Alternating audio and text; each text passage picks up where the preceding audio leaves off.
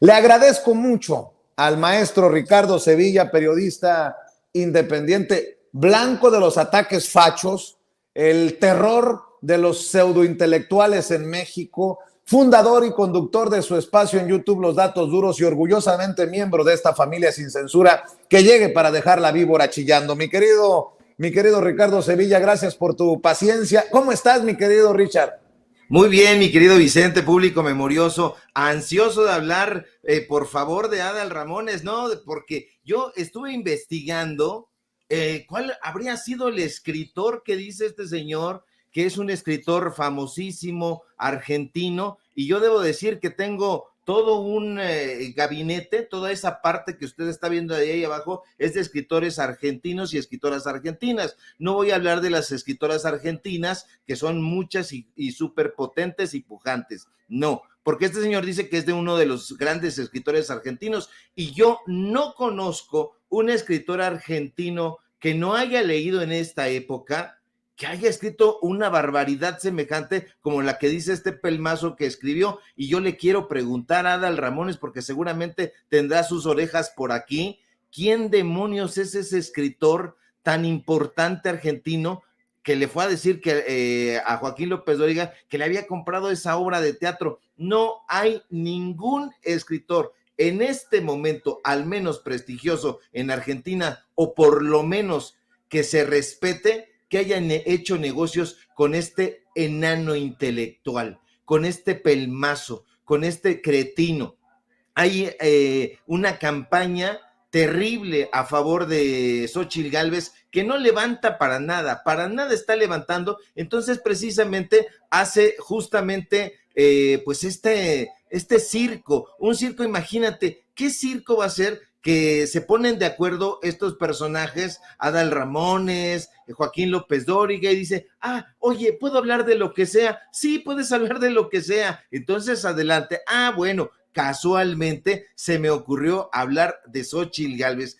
Esta es una tomada de pelo, este es un gracejo, y por supuesto que este señor está ahí pagado porque no da paso sin guarache, sin que le paguen dinero. Entonces, pues ahí tenemos toda esta desesperación por tratar de levantar a Xóchitl Gálvez. No lo van a conseguir. Xóchitl Gálvez no piensa, no lee, como dice mi querido Toño. Pues Adal Ramones no ha abierto un libro, yo también lo creo de esa manera. ¿Acaso los que le han escrito los escritores fantasma, valga la redundancia, a su amigo Jordi Rosado? Pero de ahí en fuera no han leído absolutamente nada. Pero ahí sus voceros, ahí la desesperación de la derecha, mi querido Vicente. Estoy muy bien. Larga respuesta. Oye, pero vemos a Adal Ramones, vemos a esta actriz, ¿cómo se llama? Laura Zapata, vemos a Eugenio Derbez, vemos a Denise Dresser desde diferentes trincheras, y luego vemos a Beatriz Pajés con esta portada en la revista Siempre. Estaba viendo que José Alfonso Suárez del Real ha regresado su estatua, galardón, Pajés Yergo, junto con una carta de protesta, José Alfonso Suárez del Real, ante esto.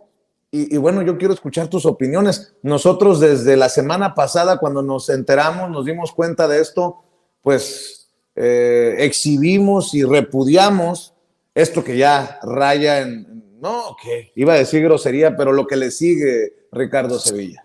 Sí, ya, estos personajes lanzaron toda la historia porque tenían una historia con sus altibajos, pero tenían una historia interesante en algunas partes y la decidieron lanzar toda por la borda. Ese medio de comunicación, hay que decirlo, que nació con el apoyo del PRI y ha trabajado con él y para él.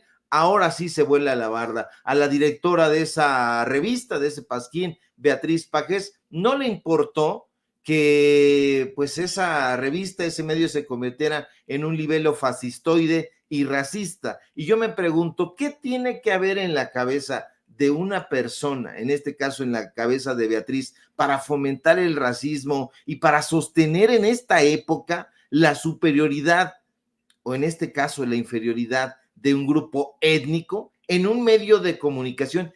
¿Qué tiene que haber? Y yo creo que tiene que haber mezquindad, mediocridad y desesperación. Los está animando, Vicente, la desesperación por apoyar a Xóchitl Gálvez, pero en este caso diría la frase cinematográfica: no me ayudes, compadre. Esta revista en pleno siglo XXI decide convertirse en un medio de difusión asquerosamente retrógrada, porque no solamente es el racismo, es el clasismo, es que se convierte en algo retrógrada porque, mire usted, promueve mecanismos y sistemas de persecución, o en este caso de exclusión, y los promueve en ese medio de comunicación, y eso es absolutamente repulsivo y nos hace ver que Beatriz Pajés no lee o no recuerda nada, o tal vez ambas cosas, porque tal vez la dueña de siempre, ignorante que es, ya se ve, ignora que desde diciembre del 65, de 1965, la Asamblea General de la Organización de las Naciones Unidas realizó una convención, Vicente, una convención para que se eliminara de todas las formas la discriminación racial, y se aprobó. Es decir, eso ya no tendría por qué existir en ningún lugar, y mucho menos en un medio de comunicación. Y eso me recuerda que la derecha, como reza un título de un libro de Humberto Eco, va de la estupidez a la locura. No, no se puede seguir fomentando ni buscando acólitos o seguidores para promover una actitud etnocéntrica, que es lo que está promoviendo este Pasquín. ¿Qué busca este semanario, o qué buscaba? Desde luego, inocular miedo en la población. ¿Por qué? Bueno, porque ellos dicen, es que Claudia es judía, ergo es malvada, es como Krause, es como Cuauhtémoc Margolis. No, no se puede pensar en blanco y negro, y eso es lo que están haciendo estos pelmazos. No se puede creer que porque se es católico, entonces se está avalando la pederastia de los legionarios de Cristo. Esta es una tontería absoluta. Lo que ellos quieren es que la población piense en blanco y negro.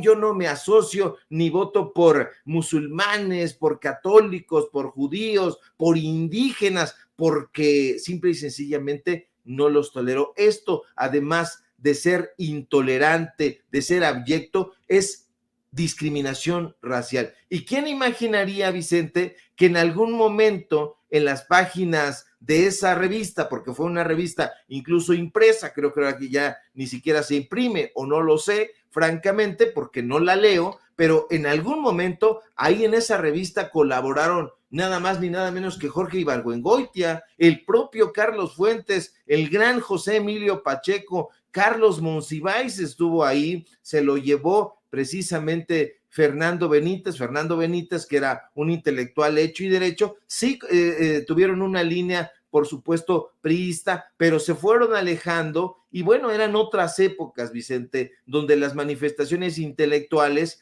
no tenían absolutamente nada que ver con el clasismo, con el racismo. Al contrario, en su momento fueron propuestas vanguardistas, propuestas emergentes. Ahí mismo es donde nace la crónica, la crítica que hacía el propio Carlos Monsiváis. Yo creo que si ellos vivieran, se estarían retorciendo en su tumba.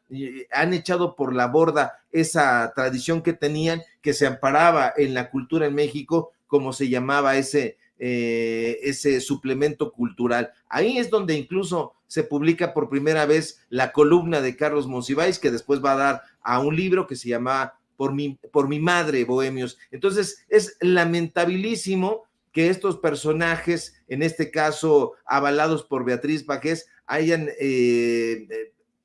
lanzado por la borda el último resquicio de respeto que se tenía por ahí en ciertos sectores. Mira que utilizar ahí símbolos fascistoides que acompañan a esta publicación es completamente terrible. Se ve, y Beatriz Pajés puede decir lo contrario, que no trataba de ofender, que no trataba de ser racista, pero se ve perfectamente la silueta de Claudia Sheinbaum con este listón, con suásticas. Entonces es un asunto que se tiene que condenar. A mí me alegra muchísimo que incluso algunos personajes de la derecha no hayan dejado pasar esto y se hayan dado la mano con este desplegado que salió. Los propios integrantes del partido Morena así lo hicieron, y bueno, es un absoluto asco. Este Pasquín, yo creo que ha firmado su acta de defunción, mi querido Vicente.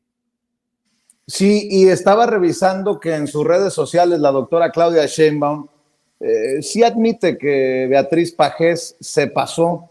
De hecho, quiero ver si ya tenemos el video, se lo he enviado a don David. Es un video que publica precisamente la doctora Claudia Sheinbaum acompañada de su esposo en estos recorridos. Le tocó llegar a Huamantla, en Tlaxcala, y esto fue lo que dijo precisamente en el automóvil la doctora Claudia Sheinbaum sobre este tema, Ricardo.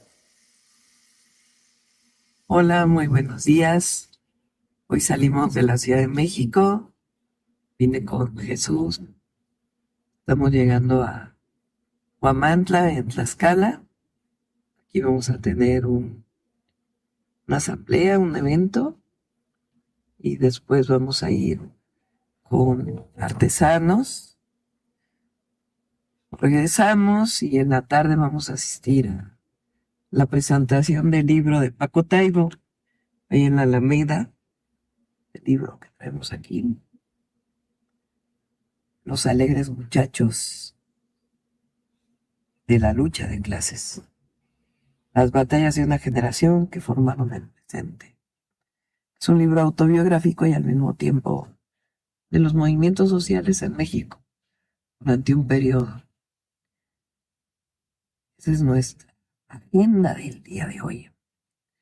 Y quiero comentarles de una portada que salió en la revista Siempre. Aquel Siempre, cuando surgió esta revista, yo recuerdo que la recibía en mi casa. No era tan mala. No. Yo la leía en la peluquería. Bueno, yo la recibí en casa de mis papás. Y ahí escribía Monsiváis. Estoy hablando hace mucho tiempo. A la que ahora dirige Beatriz Pajés. Es realmente una cosa impresionante. Y hay una portada que es infame. Y agradezco porque hoy sale un desplegado en 2 periódicos nacionales. De diversas personas, algunas que ni siquiera están de acuerdo con el movimiento, pero que sí se pasó esta señora con esta revista, con esta portada de la revista que lleva suásticas, que es el símbolo nazi. Una cosa de mal gusto, pero que tampoco hay que dejar pasar, porque la derecha recalcitrante que usa la discriminación, el odio, así son. Bueno, miren, les voy a enseñar qué completo es Huamantla. Bueno, pues ahí están las declaraciones de la doctora Claudia Sheinbaum en torno a este tema que estamos abordando con el maestro Ricardo Sevilla. Y también quiero decir una cosa, mi querido Ricardo, que en la desesperación, que es la misma desesperación, odio que lleva Beatriz Pajés a esta portada, han movido desde este sector artístico que odia al presidente Andrés Manuel López Obrador, lo de la muerte y funerales de la mamá de Joaquín Guzmán Loera, el Chapo Guzmán. La señora ha fallecido y me impresiona la forma en que estos artistas, entre comillas artistas, anti-AMLO, estén usando la muerte de una señora que nada tiene que ver con lo que hace su hijo o sus nietos para el golpeteo político. Ya decía yo que salió el saco de pus Javier Lozano con la nota de Joaquín López Dóriga, decir, última hora, se anuncian cambios en la agenda de AMLO, mañana lunes, o sea, hoy, 11 de diciembre, toda vez que el presidente acudirá a las exequias de doña Consuelo Loera, madre del señor Guzmán Loera, los servicios funerarios tendrán lugar en domicilio conocido de Badiraguato. Y luego salió esta señora, Laura Zapata, con una fotografía que me confirma nuestro jefe de información, Mario Toledo, es de los funerales de el que fuera gobernador de Puebla, Miguel Barbosa, y dice, no, esto no puede ser cierto.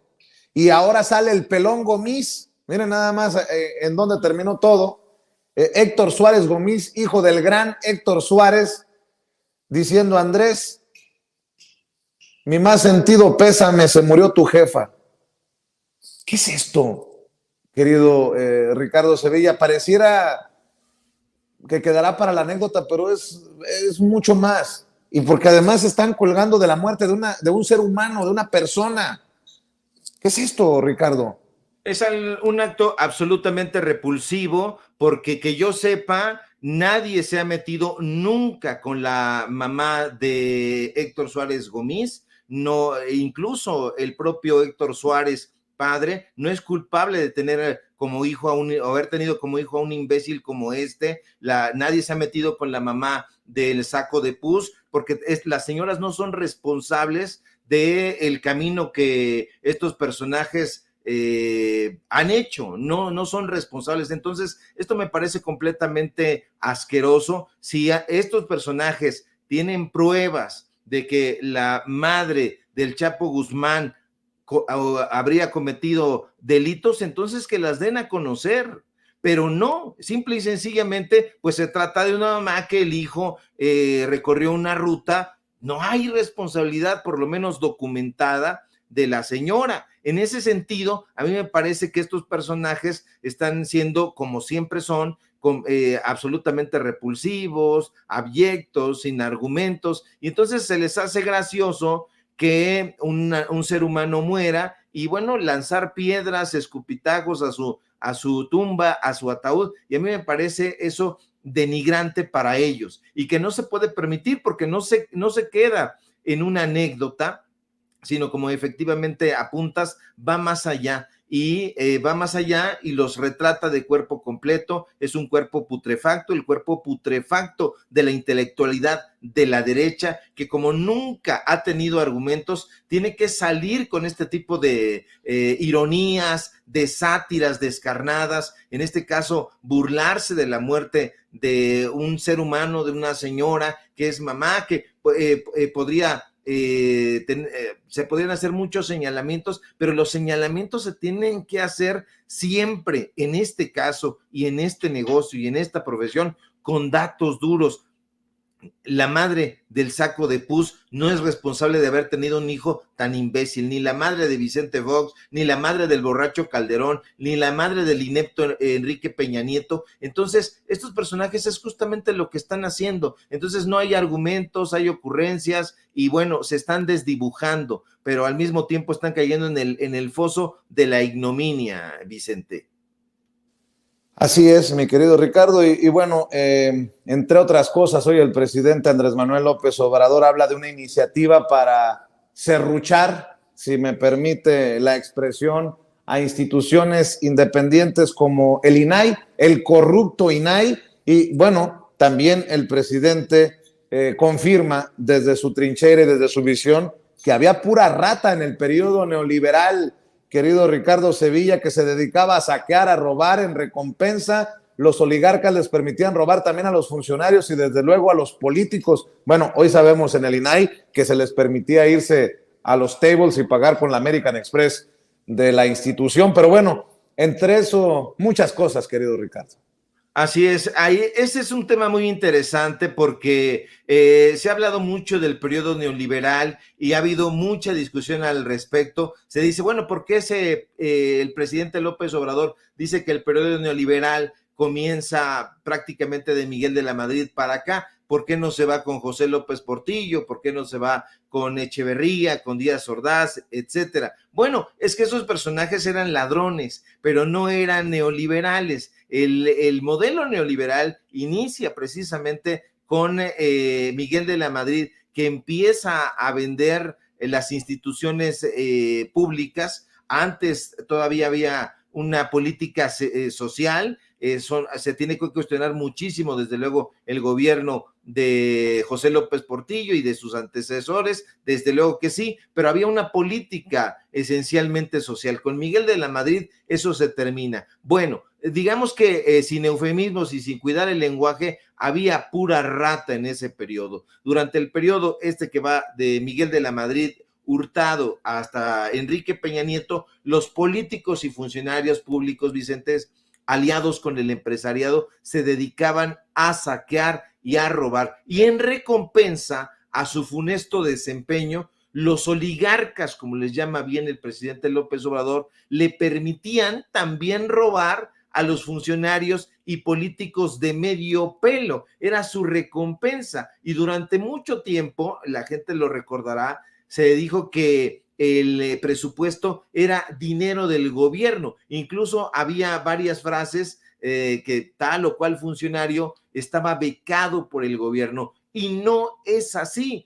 nunca fue así. El presupuesto es dinero del pueblo de México, no es una beca para políticos ni para funcionarios públicos parásitos, es financiamiento público, y quienes lo manejan tienen que dar cuenta puntual de su administración y de su aplicación. No lo estaban haciendo hasta que llega este gobierno. En el periodo neoliberal, se sabe, estos señores estaban acostumbrados a utilizar los recursos nacionales sin dar cuenta ni de los montos de los ingresos ni de los gastos públicos, porque utilizaban el presupuesto para todo. El presupuesto lo utilizaban para repartir moches. Incluso lo dice el presidente López Obrador en la mañanera puntualmente. No sé si haya posibilidad de ver ese fragmento, mi querido don David. Si lo tiene, a ver si nos lo puede poner. Como se dedicaban a saquear, a robar,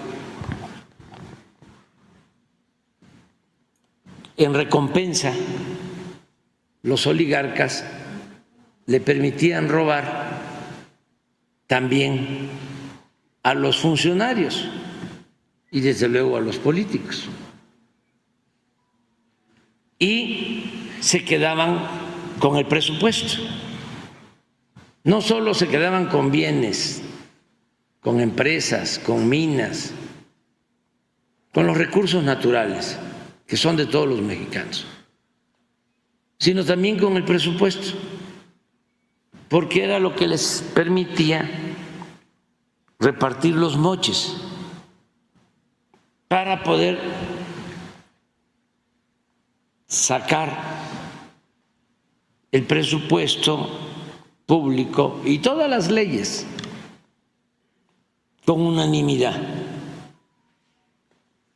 No voy a dejar de recordar que en 3 años de Calderón, con Carstens, la eminencia Carstens, el presupuesto se aprobó por unanimidad. 3 años. ¿Cómo le hizo? Un mago.